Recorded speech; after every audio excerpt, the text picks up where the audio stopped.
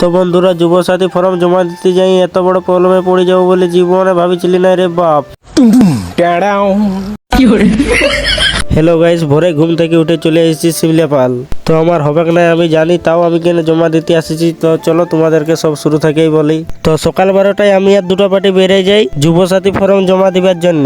তো দেখতে দেখতে পৌঁছে যাই শিমলাপাল। তারপর আমাদের সাইকেল গিলাকে সাইডে রাখে ঢুকে যাই ভিতর দিকে। আর ভিতর দিকে ঢুকে দেখি এখানে পরব তোলার রকম লোক হয়েছে যে রে বাপ। আর আমার বয়সে হয় নাই, আমি তাও কেন যুবসাথী ফর্ম জমা দিচ্ছি তোমাদেরকে একটু পরেই বলছি।